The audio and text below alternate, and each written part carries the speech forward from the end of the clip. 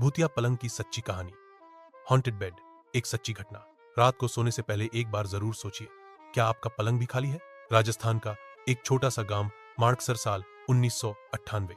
गांव के एक पुराने घर में एक औरत अकेली रहा करती थी, श्यामा देवी। पति की मृत्यु को 5 साल हो चुके थे।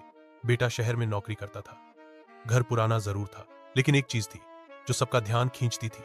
लकड़ी का एक बेहद खूबसूरत पर पुराना पलंग। गांव में पलंग की कहानियां। कहते हैं वो पलंग श्यामा देवी के ससुर ने 1942 में बनवाया था। बहुत भारी काले रंग की लकड़ी से बना हुआ।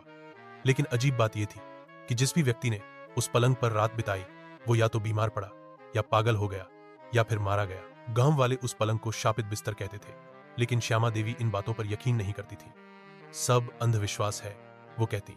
जब तक पति जिंदा थे, वही उस पलंग पर सोते थे, लेकिन उनकी मृत्यु के बाद वो पलंग खाली पड़ा रहा। असली डर की शुरुआत। एक रात, अक्टूबर की एक ठंडी रात थी।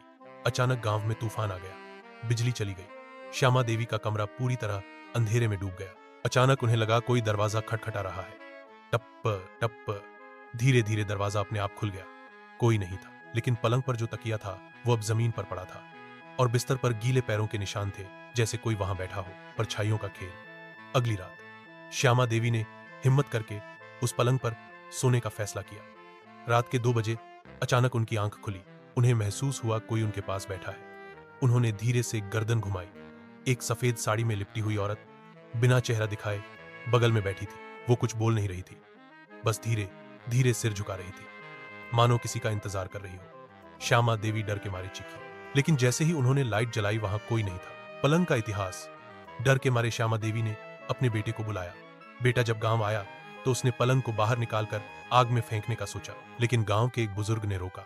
यह पलंग जलाया नहीं जा सकता, ये एक आत्मा का घर है। अगर तुमने इसे जलाया तो वो आत्मा मुक्त नहीं होगी, बल्कि और भयानक बन जाएगी। बेटे ने डर के मारे वो पलंग एक पुराने खंडहर में फेंक दिया। लेकिन कहानी यहीं खत्म नहीं होती। उस खंडहर में आज भी कोई नहीं जाता।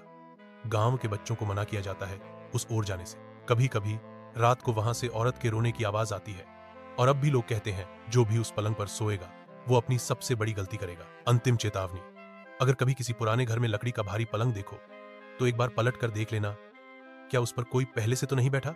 अगर आपको ये कहानी पसंद आई और डर लगा तो शेयर करें, और बताएं क्या आप उस पलंग पर सोने की हिम्मत करेंगे।